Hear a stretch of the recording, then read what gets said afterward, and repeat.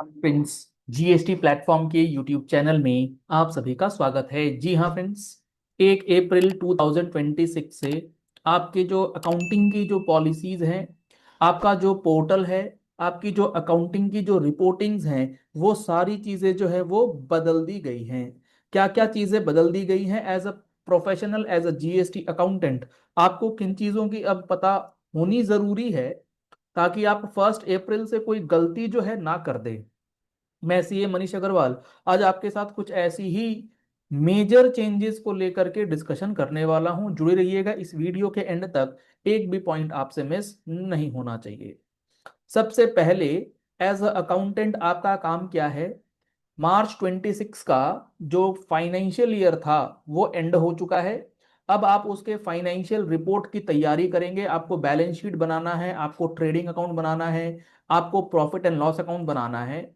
तो इन सारे financial reports को बनाने का जो प्रोसेस है फॉर द फाइनेंशियल ईयर 2025-26 ये बदल गया है। जी हाँ फ्रेंड्स, 1 अप्रैल 2025 से जो अकाउंट्स आप बना रहे हैं, यानी कि अकाउंटिंग ईयर, फाइनेंशियल ईयर 1 अप्रैल 2025 का जो बुक्स ऑफ अकाउंट्स आप बनाएंगे, यानी कि फाइनेंशियल ईयर 25-26 जो मार्च 26 में एंड हुआ, उसके अंदर आपको क्या बात ध्यान में रखनी है? आपको नॉन कॉरपोरेट एंटिटीज, कॉरपोरेट में तो चलो सब कोई कर ही रहे थे, लेकिन अब प्रोप्राइटरशिप फर्म, पार्टनरशिप फर्म, एलएलपीज वगैरह के केस में आपको जो बैलेंस शीट बनानी है वो ओल्ड फॉर्मेट में नहीं बना सकते। अब आप न्यू फॉर्मेट का ऑप्शन ही ले पाएंगे, क्योंकि यहां पर जो है गाइडेंस नोट के अंदर एक बात निकल के आई है 31 मार्च को,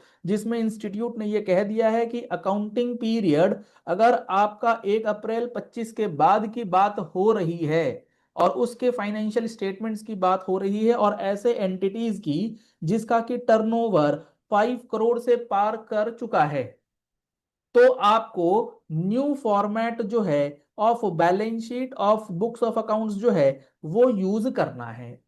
लेकिन अगर आपका टर्नओवर 5 करोड़ को पार नहीं किया, 5 करोड़ के बिलो है, तो ये जो टाइम पीरियड 1 अप्रैल 25 यानी कि 25-26 में आपको न्यू फॉर्मेट बनाने की जरूरत नहीं है। जो वर्टिकल बैलेंस शीट है उसकी जरूरत नहीं है। टी फॉर्मेट जैसे आप बनाते हैं वैसे बना सकते हैं सारी एंटिटीज के लिए, अगर आपका 5 करोड़ से ऊपर नहीं हुआ है। लेकिन आपको क्या ध्यान में रखना है? ये आपको 1 अप्रैल 2026 से यानी कि आज जो ईयर स्टार्ट हो चुका, आज के बाद जो भी आप रिपोर्ट्स बनाएंगे, यानी कि फाइनेंशियल ईयर 26-27, फाइनेंशियल ईयर 27-28, हर साल के लिए आपको क्या करना पड़ेगा? न्यू फॉर्मेट का ही यूज करना पड़ेगा। चाहे आपका टर्नओवर 5 करोड़ से ऊपर हो, आपका टर्नओवर 5 करोड़ से ऊपर नहीं हो, कोई फर्क नहीं पड़ता है। बेसिकली स्टैगर्ड मैनर में ये जो अकाउंट्स के फॉर्मेट है इसको इंप्लीमेंट कर दिया गया है। तो बेहद इंपॉर्टेंट है, एज अ अकाउंटेंट आपको ये इंफॉर्मेशन समझ में आनी चाहिए ताकि आप अपनी अकाउंटिंग जो है अकॉर्डिंगली सही से कर लें। अब उसके बाद जो सबसे इंपॉर्टेंट चेंज हुआ है वो आपके इनकम टैक्स के अंदर हुआ है। इनकम टैक्स एक्ट 2025 आज से इंप्लीमेंट हो चुका है। अब जो सबसे पहला और सबसे इंपॉर्टेंट चेंज है जो आपको विद इन 7 डेज इंप्लीमेंट करना है, वो क्या है? वो है आपकी टीडीएस की पेमेंट वगैरह। आप 7 अप्रैल 2026 को अपना टीडीएस की लाइबिलिटी का पेमेंट करने बैठेंगे, लेट सपोज। तो आप जो ये टीडीएस का पेमेंट करेंगे, ये आपके किस पीरियड का टीडीएस है इसको इंश्योर करना जरूरी है। क्योंकि अब होगा क्या ना, कंफ्यूजन क्या आ रही है कि अगर हम 7 अप्रैल को टीडीएस का पेमेंट कर रहे हैं तो ये हमारा 1961 यानी कि पुराने ईयर का है, या फिर हमारा इनकम टैक्स एक्ट 2025 का है, उसको चेक करना पड़ेगा। अभी मैं ये मान करके चल रहा हूं कि आप मार्च 26 का टीडीएस 7 अप्रैल को फाइल कर रहे हैं, तो आप अपने इनकम टैक्स पोर्टल पर जाएंगे, लॉगिन करेंगे। लॉगिन करने के बाद जब आप पेमेंट पेज पर आएंगे तो आपको यहां पर कुछ बदला बदला सा नजर आएगा। अब यहां पर आपसे पूछा जाएगा कि आप एप्लीकेबल इनकम टैक्स एक्ट जो है वो सिलेक्ट कीजिए, क्योंकि 7 अप्रैल को नया इनकम टैक्स एक्ट 2025 भी एप्लीकेबल है और इनकम टैक्स एक्ट 1961 भी एप्लीकेबल है। अगर आप मार्च 26 का कोई टीडीएस, जो मार्च 26 में टीडीएस पेएबल बना था जिसकी ड्यू डेट 7 अप्रैल है, तो आप यहां पर सिलेक्ट करेंगे इनकम टैक्स एक्ट 1961। और जब आप इस इनकम टैक्स एक्ट 1961 को सिलेक्ट करेंगे तो आपको यह ध्यान रखना होगा, यहां पर जो टीडीएस जमा हो रहा है ये जमा हो रहा है फॉर असेसमेंट ईयर 26-27। लेकिन अगर आप इनकम टैक्स एक्ट 25 देखेंगे, मान लीजिए अप्रैल का जमा कर रहे हैं आप टीडीएस, 7 अप्रैल को ही मान लेते हैं आप जमा कर रहे हैं, या 7 मई को आप जमा करने जब जाएंगे, तो आपको यहां पर इनकम टैक्स एक्ट 2025 सिलेक्ट करना है। और जब आप यहां पर ईयर देखेंगे तो यहां पर आपको टैक्स ईयर 26-27 दिख रहा है, तो इसमें कंफ्यूज नहीं होना है। टैक्स ईयर का मतलब ये हो गया फाइनेंशियल ईयर 26-27, और यहां जो आपको असेसमेंट ईयर दिख रहा है इसका मतलब हो गया फाइनेंशियल ईयर 25-26, क्योंकि इनकम टैक्स एक्ट 1961 में असेसमेंट ईयर और प्रीवियस ईयर के कॉन्सेप्ट्स हुआ करते थे। तो मान लेते हैं कि आप इनकम टैक्स एक्ट 2025 का अगर पेमेंट करना चाहते हैं, उसके अंदर आपका टैक्सेशन की लाइबिलिटी बनी थी, तो अब आप यहां पर उसको सिलेक्ट करेंगे और कंटिन्यू करेंगे।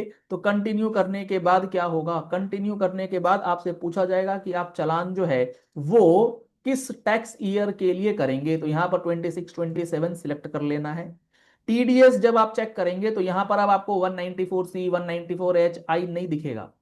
अब यहां पर आपको सेक्शंस दिखेंगे, sections 392, sections 393 subsection 1, section 393 subsection 2, 393 subsection 3। ये जो सेक्शंस हैं सारे पुराने ओल्ड सेक्शंस इन सेक्शन 392, 393 और 394 तीन मेजर सेक्शंस में बांट दिए गए। इसके अंदर अलग अलग टेबल्स दी गई हैं और उन टेबल्स के अंदर सीरियल नंबर दिए गए हैं, और हर एक सीरियल नंबर के अंदर एक अकाउंटिंग कोड आपको दिया गया है टीडीएस जमा करने के लिए, रिटर्न फाइलिंग करने के लिए। जब आप प्रोसीड करेंगे तो आपको यहां पर अदर देन कंपनी डायरेक्टरीज नजर आएगा, इस पे सिलेक्ट कर लेना है। अगर आप जो आपका टीडीएस जिसका काट रहे हैं वो कंपनी का स्टेटस है, और अगर वो अदर देन कंपनी है तो अकॉर्डिंगली सिलेक्ट कर लेना है। रेजिडेंस नॉन रेजिडेंस है, सिलेक्ट करने के बाद आप जब कंटिन्यू करेंगे तो सबसे इंपॉर्टेंट पैरा जो है अब आएगा। यहां पर आपको सेक्शन वाइज पेमेंट डिटेल्स जो है वो सिलेक्ट करना है। और यहां पर जब आप देखेंगे तो अब आप देखिए, जैसे आप पहले टीडीएस जमा करते थे आपको सिंपल सिलेक्ट करना होता था 194 आई अगर आप रेंट पे जमा कर रहे हैं, अब ऐसा नहीं है। अब यहां पर अगर मैं रेंट की बात करूं तो आप देख रहे हैं यहां पर rent on machinery specified person under section 393 subsection 1, table serial number 2, item number 2 DA, और इसका कोड दिया गया है 1008।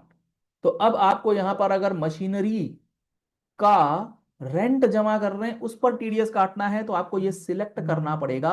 यहां पर आपको कोड दिखेंगे। सर ये हर सेक्शन हर आइटम का एक कोड है, जी हाँ। ये कहां देखने को मिलेगा, इस बार की हमारी जो अप्रैल महीने की टैक्स मैगजीन है जो ऑलरेडी रिलीज हो चुकी है, आप उसको अगर चेक करेंगे उसमें हम लोगों ने क्या करा है ना, इस बार जितनी भी टीडीएस की एंट्रीज हैं नए सेक्शन के अकॉर्डिंग, उसके अंदर जो कोड्स हैं वो सारे के सारे कोड्स पूरे लिस्ट के साथ आपको दे दिए हैं। तो आप उस मैगजीन के अंदर वो पूरा का पूरा लिस्ट ऑफ कोड जो है वो चेक कर सकते हैं और अकॉर्डिंगली अपनी फाइलिंग जो है वो कर सकते हैं। अगर आप कमीशन और ब्रोकरेज का देखेंगे तो कोड है 1006, आपको यहां पर सिलेक्ट करना है। इसके बाद आप इसका टैक्स का पेमेंट, सरचार्ज, एजुकेशन सेस जो बन रहा है वो आप सिलेक्ट कीजिए, और other payment, interest, late fee वगैरह का पेमेंट करके जो पेमेंट का मैकेनिज्म है वो सिमिलर है, उसमें कोई बहुत ज्यादा चेंज नहीं हुआ है।